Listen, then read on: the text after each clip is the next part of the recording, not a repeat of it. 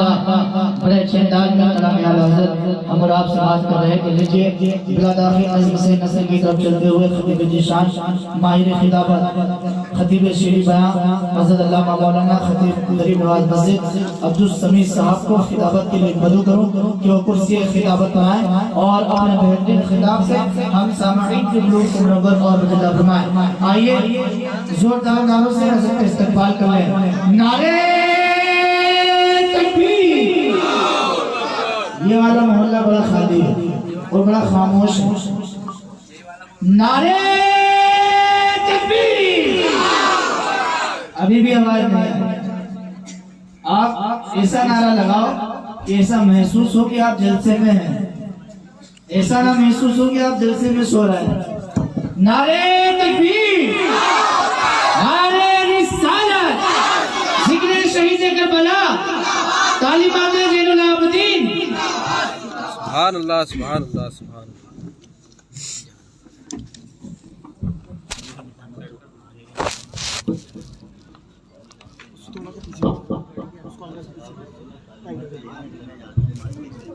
آگے کر دو تھوڑا سا۔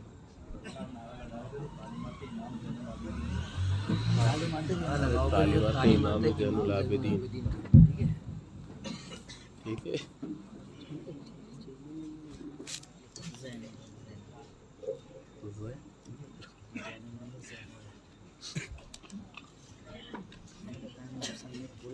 ممبر نور پہ جلوہ بار باوقار علماء کرام، بالخصوص آج کی اس بزم کے مہمان خصوصی حضرت علامہ مولانا ساجد ثقفی صاحب قبلہ، شورائے کرام، سامعین اکرام، اگر پردے میں رہ کے سن رہی ہیں اسلامی رشتے کی خواتین، السلام علیکم ورحمۃ اللہ وبرکاتہ۔ وعلیکم السلام ورحمۃ اللہ تعالیٰ وبرکاتہ۔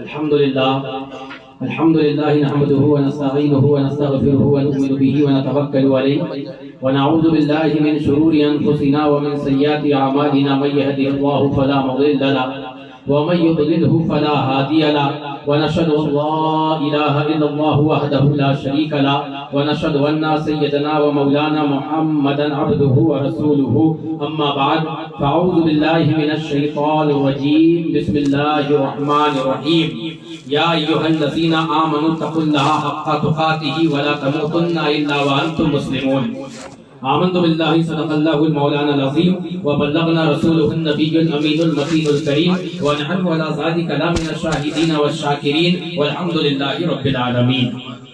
بڑی تیزی کے ساتھ، کیونکہ ہمیں مقرر خاص کو سننا ہے، میں تو یوں ہی آ گیا آپ کے سامنے چند منٹ کے لیے۔ ابھی آپ کو دو خطاب اور سماعت فرمانا ہے، اور بالخصوص حضرت کا خطاب سماعت فرمانا ہے۔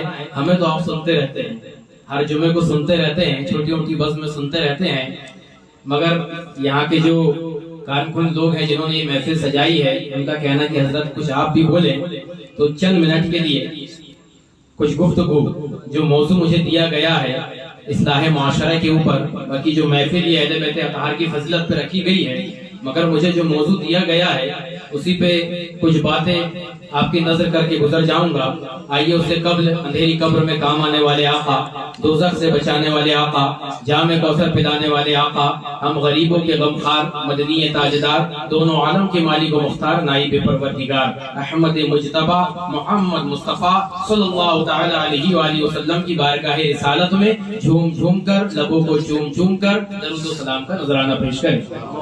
اللہم رب محمد صلی اللہ علیہ وسلم، نحن عباد محمد صلی اللہ علیہ وسلم، صلاۃ و سلام علیکہ سیدی یا رسول اللہ صلی اللہ تعالی علیہ وآلہ وسلم۔ ایک مرتبہ نبی اور آل نبی پر بآواز بلند درشب کا نذرانہ پیش کریں۔ اللہم رب محمد صلی اللہ علیہ وسلم، نحن عباد محمد صلی اللہ علیہ وسلم، صلاۃ و سلام علیکہ سیدی یا رسول اللہ صلی اللہ تعالی علیہ وآلہ وسلم۔ اس علاقے کی مائنہ شخصیت، پیر طریقت، رہبر شریعت حضرت علامہ مولانا جان محمد چشتی یاسینی علیہ رحمہ محبت کی زبان میں یوں ارشاد فرماتے ہیں کہ فرمان رسالت بھول گئے، دین کی عظمت بھول گئے۔ فرمان رسالت بھول گئے، دین کی عظمت بھول گئے، بخشی ہے خدا نے جو تم کو، قرآن سی نعمت بھول گئے۔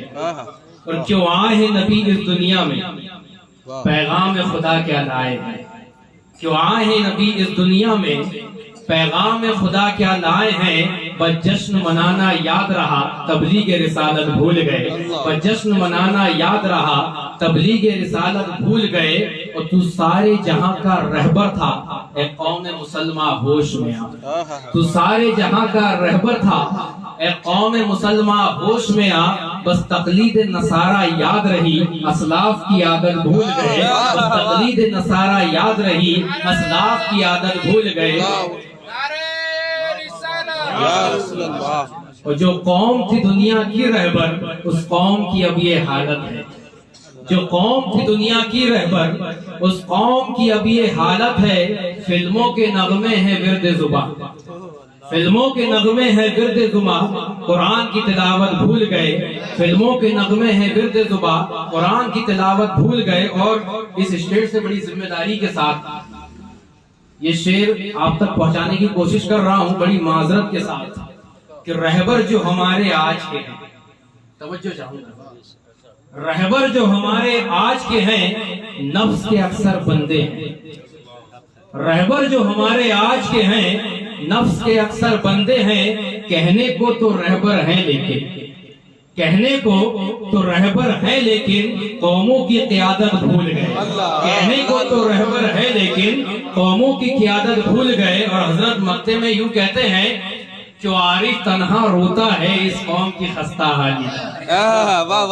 کہ عارف تنہا روتا ہے اس قوم کی خستہ حالی پر، جو پیغام رسالت بھول گئے دین کی عظمت بھول گئے، جو پیغام رسالت بھول گئے دین کی عظمت بھول گئے۔ بڑی تیزی کے ساتھ کچھ گفتگو آپ کے گوش و گزار کروں گا، سماعت کریں۔ رب کائنات قرآن میں ارشاد فرماتا یا ایھا الذین آمنو، اے ایمان والو، رب کس سے مخاطب ہے؟ اے ایمان والو، اتقوا اللہ، اللہ سے ڈرو، حق تقاتہ، آگے فرماتا ہے جیسے ڈرنے کا حق ہے، جیسے ڈرنے کا حق ہے۔ اب یہاں پر کون ہے اس روئے زمین پر جو رب کائنات سے نہیں ڈرتا؟ خوف خدا ہر کسی کے دل میں ہے، مگر ڈر کی بھی قسم ہے، ڈر کی بھی قسم ہے۔ کوئی رب کائنات سے ڈرتا ہے تو آخرت کو یاد کرتا ہے، کوئی دنیا میں رہنے والے انسان سے بھی ڈرتا ہے، یہ بھی ایک ڈر کی قسم ہے۔ کوئی انسان جانور سے ڈرتا ہے اور کوئی جانور انسان سے ڈرتا ہے۔ اب گھر کا معاملہ اندر چلے جائے تو پتہ نہیں کون کون کس کس سے ڈرتا ہے، تفصیل میں نہیں جاؤں گا، آپ سمجھ جائیں۔ ڈر ہر کسی کے اندر ہے، مگر قرآن کہہ رہا ہے کہ آخر میں ڈر ہے کیا، اصل میں ڈر ہے کیا؟ یا ایھا الذین آمنو، خطاب ہو رہا ہے ایمان والوں سے، اے ایمان والوں۔ تو یہاں سب ایمان والے ہیں، مسلمان ہیں، مولا تیرا خوف ہمارے گھر دل میں ہے، ہم تجھ سے ڈرتے ہیں، پھر تو کیوں فرما رہا ہے یا ایھا الذین آمنو، اے ایمان والوں، اتقوا اللہ، مجھ سے ڈرو، اللہ سے ڈرو۔ اگر ہم ڈرتے نہ ہوتے تو تیری ربوبیت کا اقرار نہ کرتے، اگر ہم ڈرتے نہ ہوتے تو تجھے خدا نہ مانتے۔ یہ تیرا خوف ہی تھا کہ ہم تجھے رب مان رہے ہیں، یہ تیرا خوف ہمارے دل کے اندر ہے کہ ہم تجھے معبود مان رہے ہیں، یہ خوف تیرا ہمارے دل کے اندر ہے کہ ہم تیری عبادت کر رہے ہیں، تجھے ایک مان رہے ہیں، وحدہ لا شریک مان رہے ہیں۔ تجھے ایک ماننے سے مطلب یہ ہے کہ مولا تیرا ڈر ہمارے اندر ہے، تیرا ڈر ہمارے اندر ہے۔ یہ ڈر کہلوا رہا ہے، یہ ڈر کہلوا رہا ہے کہ تو ہمارا رب ہے اور تیرا ڈر ہمارے اندر ہے، مگر اس کے بعد بھی رب کہہ رہا ہے یا ایھا الذین آمنو، اے ایمان والو، اتقوا اللہ، اللہ سے ڈرو، حق تقاتہ۔ اب یہاں ڈرنے کا معاملہ نہیں ہے، جیسے ڈرنے کا حق ہے، جیسے ڈرنے کا حق ہے۔ بڑی تیزی کے ساتھ، تفصیل بہت لمبی ہے اس میں۔ آج معاملہ یہ ہے کہ ہم دعویٰ تو کرتے ہیں کہ ہم رب کائنات سے ڈرتے ہیں، اور پھر ڈر کو ہم نے کیا سمجھا ہے؟ ڈر کو ہم نے کیا سمجھا ہے؟ اذان ہوتی رہے، مسجد کی طرف قدم نہ بڑھے مگر رب سے ڈر رہے ہیں۔ رمضان آئے روزے نہ رکھے، رب سے ہم ڈر رہے ہیں۔ صاحب استطاعت ہے، صاحب حیثیت ہے، زکوٰۃ نہ دیں پھر کہتے رب سے ہم ڈر رہے ہیں۔ صاحب استطاعت ہے اور ایام حج آئے ہم حج نہ کرے کہتے رب سے ڈر رہے ہیں۔ اسی کو ہم نے ڈر سمجھ کے رکھا ہے۔ حتیٰ کہ ڈر کیا ہے؟ حقا تقاتہ، ڈرنے کا حق کیسا ہے کہ رب کائنات سے ڈر کیسا ہو؟ دل میں ڈر کب پیدا ہو؟ جب اذان ہمارے کانوں میں سنائی دے، اگر ہم اپنی دکان پہ بیٹھے ہیں، گراہک ہمارے سامنے ہے، پیسوں کی تجوری ہمارے سامنے ہے، ہم نظر انداز کر کے رب کائنات کی جانب اس کی عبادت کے لیے مسجد کی جانب بڑھے، تب سب میں سمجھ آئے گا کہ رب کائنات کا ڈر ہمارے اندر ہے۔ واہ واہ واہ واہ، بہت خوب حضرت، بہت خوب۔ جب رمضان آئے جسموں میں طاقت نہ ہو مگر ذوق و شوق اتنا ہو کہ رب کائنات کا ڈر ہے، ہمیں روزہ رکھنا ہے، طاقت جسم ساتھ نہیں دیتا مگر رب کا ڈر ہے۔ رب کائنات نے فرمایا ہے کہ روزے تم پر فرض کیے گئے ہیں، طاقت نہ ہو، طاقت رہنے کے باوجود، طاقت نہ رہنے کے باوجود بھی ایام میں ہم روزہ رکھے، تب جانے کہ رب کائنات کا ڈر ہمارے اندر۔ بے شک بے شک حق ہے۔ وہ پیسہ جسے ہم نے اپنی محنت سے کمایا، اپنے پسینے سے کمایا، بہت خوب بہت خوب، ہمارے لیے کمایا، اور پھر رب کہتا ہے کہ اس کا کچھ حصہ میری راہ میں خرچ کرو۔ تو آج کا معاملہ یہ کہ بڑے بڑے لوگ، واہ پیسہ بعد میں نکلتا ہے، کلیجہ پہلے باہر آ جاتا ہے۔ ارے باپ، واہ واہ واہ واہ، ارے باپ، اتنا پرسنٹ دینا پڑے گا۔ کتنا پرسنٹ ہے؟ 2.5% نا، 2.5%، سب سے پرسنٹیج کم ہے اسلام میں۔ سرکار تو اس سے کئی گنا زیادہ لے لیتی ہے، واہ واہ واہ واہ واہ، مگر یہاں پیسہ بعد میں نکلتا ہے، کلیجہ پہلے منہ کو آ جاتا ہے۔ ارے باپ، تو ایسے حال میں خود کا کمایا ہوا پیسہ جب راہ خدا میں نکل جائے، سمجھ لو یہ رب کائنات کا ڈر دل کے اندر ہے۔ واہ بہت خوب حق ہے۔ وہ ایام حج جس میں جسم کی بھی قربانی ہے، مال کی بھی قربانی ہے۔ ایک بوڑھا انسان لاکھوں روپے خرچ کر کے، اتنی دور سفر کر کے، گھر والوں کو چھوڑ کر جب ایام حج کے لیے جاتا ہے، جسم کی بھی قربانی دیتا ہے، مال کی بھی قربانی دیتا ہے۔ جب وہاں پر جسم اور مال کی قربانی دونوں چلی جائے، جب سمجھ جانا کہ ہمارے اندر رب کائنات کا ڈر آ گیا۔ حقا تقاتہ، حقا تقاتہ، جس طریقے سے ڈرنے کا حق ہے ویسے ڈر۔ ارے آج ہم کیا ڈرتے ہیں؟ ہم تو ایک دوسرے کو جنت کی ضمانت دے کے گھومتے رہتے ہیں۔ محفل سجا لی، جنتی ہو۔ آئیے پہلے کے زمانے کے لوگ کو دیکھیں۔ بڑی تیزی کے ساتھ گزر رہا ہوں، بس آخری بات، اس کا تقریر ختم، کیونکہ وقت نہیں ہے، ہمیں حضرت کو سننا ہے۔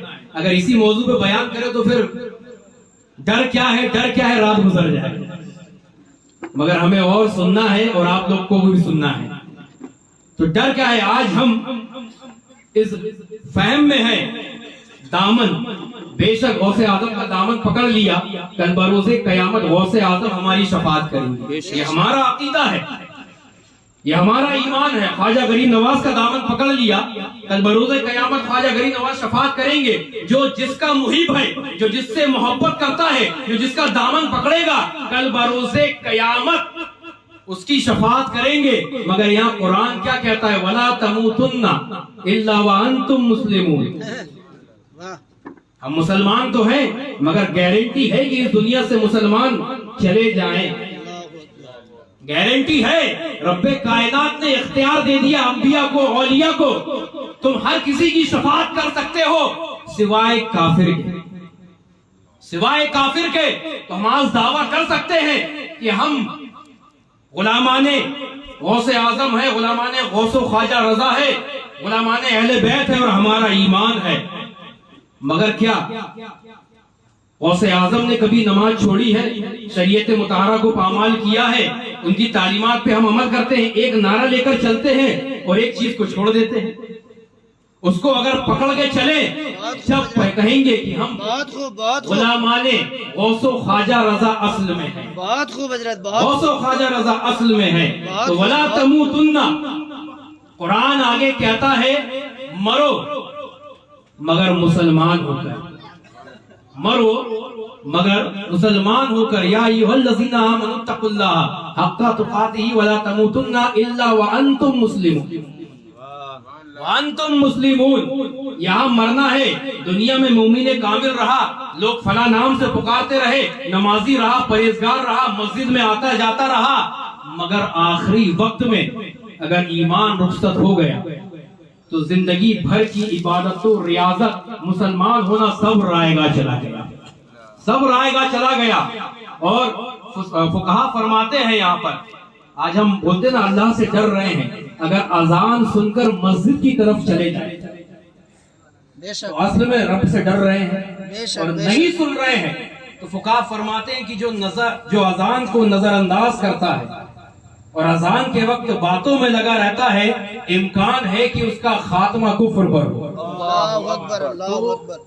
وانتم مسلمون جو یہاں پر آیت آئی ہے، کئی جگہ کا معاملہ ہے، ہم نماز کو، اذان کو کئی جگہ نظر انداز کر دیتے ہیں، اور پھر معاملہ کیا ہے کہ موت کے وقت فقہا فرما رہے ہیں، علماء فرماتے ہیں، بڑے بڑے محدث مفکر نے فرمایا ہے کہ اذان کے وقت بات چیت کرنا آخری وقت میں ایمان جانے کے خطرے کا باعث ہے، اللہ اکبر اللہ خطرے کا باعث ہے۔ اور آج ہم اذان کو نظر انداز کر دیتے ہیں، چائے کے ٹھیلوں میں بیٹھے ہوئے ہیں، بڑی سگریٹ پی رہے ہیں، کانوں میں ہیڈ فون پھنسا ہوا ہے۔ میں نے شعر کہا تھا نا، جو قوم تھی دنیا کی رہبر، ساری دنیا پہ حکومت کی ہے، اس قوم کی اب یہ حالت ہے، سن بھی رہے ہیں، گا بھی رہے ہیں، اور یہی گانا ایمان خطرے میں ڈال دیتا ہے، اور کئی گانے ایسے ہیں کہ ہمیں پتہ بھی نہیں چلتا اور ایمان رخصت ہو جاتا ہے۔ ایمان، ہم اپنے آپ کو مسلمان سمجھ رہے ہیں، لوگ ہمیں مسلمان سمجھ رہے ہیں، مگر زندگی میں بھی وہ کفر میں رہا اور مرتے وقت بھی وہ کفر میں چلا گیا۔ کئی گانے ایسے ہیں اس میں آج کے گانے جتنے ہیں 80% لفظ کفر آ رہا اس کے اندر، اور ہم بڑے شوق سے اسے سنتے ہیں۔ قرآن کی تلاوت ہم نے بھلا دیا ہے، اور ہم کہتے ہیں کہ ہم اللہ سے ڈرنے والے ہیں۔ آگے آؤ، رب سے ڈرنے والے کون تھے؟ صرف ایک شخصیت کا واقعہ بتاؤں گا جسے حضرت عمر فاروق اعظم رضی اللہ تعالیٰ عنہ کہتے ہیں۔ وہ فاروق اعظم جسے دنیا میں جنت کی بشارت دے دی گئی، جو عشرہ مبشرہ میں شامل ہے، وہ عمر فاروق اعظم جس کے بارے میں سرکار نے کہا اگر میرے بعد نبوت کا دروازہ کھلا ہوتا تو عمر نبی ہوتے۔ وہ عمر فاروق اعظم جن کی دہشت سے کیسر و کسریٰ کانپا کرتے تھے، وہ عمر فاروق اعظم کہ جن کے مشورے کے تائید پر قرآن کریم میں کم و بیش 22 آیتیں اتری ہیں، جن کے مشورے کی تائید میں، مشورہ اور تائید